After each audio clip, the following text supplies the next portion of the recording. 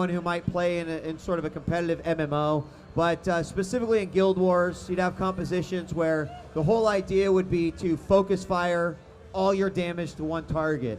Is there similar coordination that we'll probably see from the ArenaNet guys, where they might be pounding on one individual and then immediately shift all their damage over to another one? Yeah, I listen to Izzy all the time. He's yelling commands the whole time during the fight, and a lot of the times you'll see, okay, spiking the warrior. Let's get ready. Okay. Everybody get ready to focus him real quick. They'll drop a little bit of damage on him. If he doesn't really react or run, they try and scare him out. It's really interesting, actually. It's a toss-up between either trying to force him out to make him run, or if they're actually trying to drop him. Okay. All right, well, we're going to get started here in just a moment. Now, this team over here at the Alpha Pod, they're the blue team.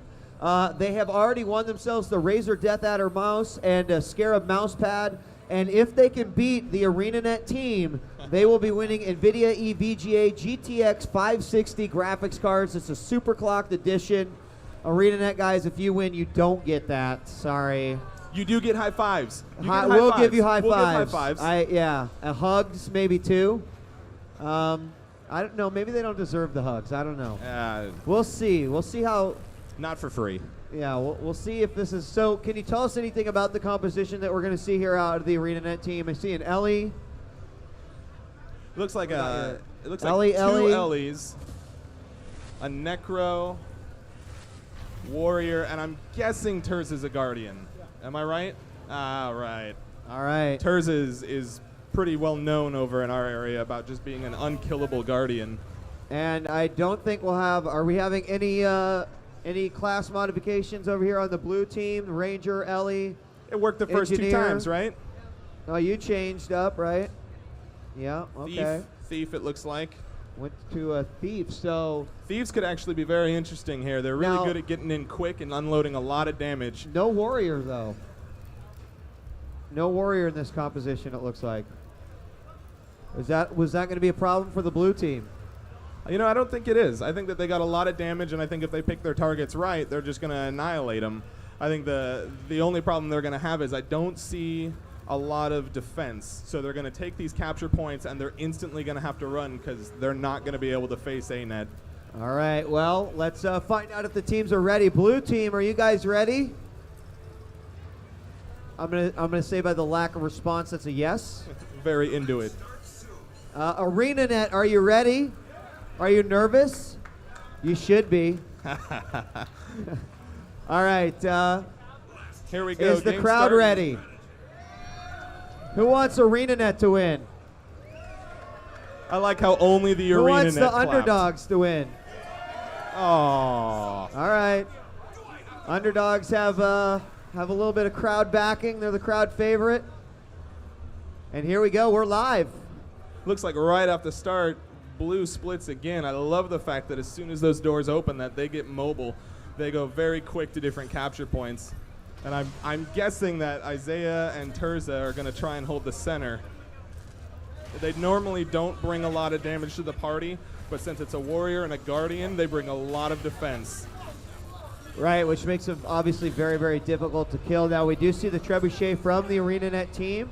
They're continuing to fire. Now, I assume that there's friendly fire as well with the trebuchet. There is not, actually. Oh, okay. It makes it a huge advantage for a well-placed shot.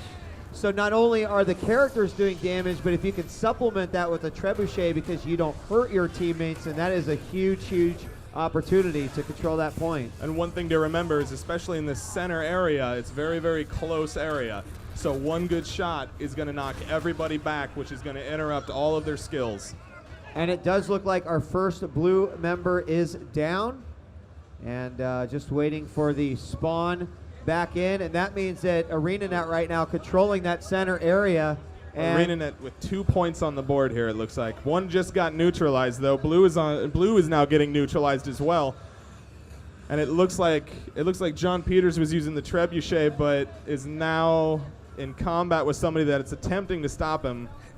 Had to use Lich Form there, chased him off, so he might be able to get another shot. The thing is, though, is you gotta figure that he's going to be coming back. He's And not going to want you to use that trebuchet too many times. additionally, you're kind of like neutralizing a player of your own team by trying to take out this member that's operating the trebuchet right now. Doesn't seem to be affecting him too much. He's going to go right back to firing that. And right now, the ArenaNet team does lead 111 to 46. ArenaNet has lost both their points, though, now. So blue team, it looks like that they're able to get hopefully 2 of the 3 on the board, maybe 3 of 3. The center is normally really hard to take. They took it. There we go. Took it. One blue lone team Ellie. with 2 points on the board now. They'll be getting a lot more points here. It looks like also the windmill is in contention. Now at this point, we still have John on the trebuchet, it looks like, bringing rain, but they've got 2 points on the board, which means all they really need to do is just hold out, but they lack a lot of defensive character. They don't have anything that's really able to hold strong, maybe the engineer, but when you've got an Ellie, you've got a thief, those guys are very squishy and they need to be able to stay mobile. It almost seems that in this situation, if they're going to put a lot of focus there on the center, even though it can be a very advantageous point, that maybe they need to focus on the points on the outside. Right now, red team, the ArenaNet team, is not only taking the mansion, but they also control the clock tower. And the clock tower is only being, it's only in contention with 1 elementalist from the blue team. Yeah, it does look like ArenaNet regrouped. They were able to take their 2 points back. The center is definitely under attack again. But it looks like John Peters is giving support at the windmill. He's sending in some treb shots, as we can probably see here. Boom, there's a huge explosion. Looks like he got about 3 or 4 people with 1 shot. Here comes another one. He got 1 guy. It looks like everybody else is kind of backed out a little bit out of the area, which is, it's good because you don't want to die, obviously, but it's really bad because now you're not taking that capture point. Right now, 185 to 119, still a fairly close game. We're seeing the blue team trying to take over the center point once again, but there is a one-on-one battle, and because that ArenaNet player is there, he cannot fully capture that spot. There's a nice shield right there, which is going to constantly knock the blue guys out. ArenaNet is really good at making sure nobody gets in that radius. And since it's a warrior and a guardian going in there and trying to mess with them at all, they're just going to take all of that damage. There was a huge stumping there at the center area. Players down now. Took down in addition to the trebuchet fire. Center did get neutralized, but it looks like Terza and Izzy just instantly take it back. And at this point in the game, I would just say forget the middle. You got to get something on the trebuchet. Start going for the outside points because close quarter combat against these guys is just not going to pay off. And ArenaNet's moving in towards the windmill. They've got a lone elementalist there, and there is no opposition at the windmill, so it looks like ArenaNet could be taking a 3-point advantage with all points under their control. The windmill is just moments away from getting captured by ArenaNet, and that is all 3, and we will see the points. All 3 of those points are going to start skyrocketing now unless blue is able. It looks like blue is going to try and neutralize both of them. But again, it looks like they're trying to go for that center point, and it's just, even if you get it, you gotta realize that Izzy and Terza, they're just going to be right back there again. Once again, the blue team trying to take out the Necromancer who's controlling the trebuchet. Unfortunately, not able to take him out, and so they will have to continue to deal with that. Certainly, for those of you that will be competing in the Guild Wars composition, consider having 1 guy on the trebuchet at all times. Yeah, the trebuchet is a great equalizer. That damage and that knockback component on it is just amazing to use, especially in the clock tower. As we can see, it looks like we got ArenaNet with 2 of the 3 capture points. Center got neutralized, but I'm not sure which team is attempting to take that one right now. It's 343 to 148. The blue team starting to fall behind just a little bit. Right now, the middle is controlled by ArenaNet. Also, the windmill. And right now, the mansion is the only point that is currently neutral. It looks like the windmill now is getting shelled by a trebuchet by ArenaNet, which looks like it's cleared out anyone trying to attack that. Trebuchet just putting pressure on pretty much everything with how quick it's able to rotate.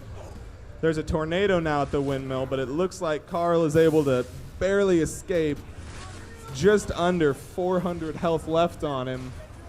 Little help there would have really secured that capture point for the blue team. Yeah, and there was, I love the strategy of just kind of using the tornado to kind of zone out your enemies while you're capturing the point. Makes a lot of sense strategically, and it did allow them to at least capture the mansion that way. They couldn't get the windmill that way, but the center is currently, well, there's a battle taking place, a one versus that was one. a Treb shot right there. Ends up dropping 2 of them, it looked like there. And again, that Treb, it's the great equalizer. When it's in the hands of the leading team, it's just going to be really hard for you to get back on the board. It looks like 3 points are now neutralized. And center like being one of them, but center is also, they got Trebbed pretty bad there, so I imagine, yep, that goes to ArenaNet. Blue team picks up 1, and it looks like the mansion is now owned by ArenaNet as well. Yeah, and right now, again, looks like an engineer goes after the Necromancer for ArenaNet, controlling that trebuchet. And now there's 2 guys trying to take out the trebuchet operator. It's definitely one of those things where you want to send a lot of damage and get it done quick. Once you kill the operator, destroy the trebuchet. That way they have to spend time repairing it, which will give you a lot of time to have a lot of 5-on-4s and possibly a couple of capture points. And ArenaNet's just a few points away. It is currently 477 to 186. It looks like they're going to be able to go back to work next week and not be mocked and ridiculed by the rest of the team. And that is going to be the game, it looks like. GG Good ArenaNet. game, though.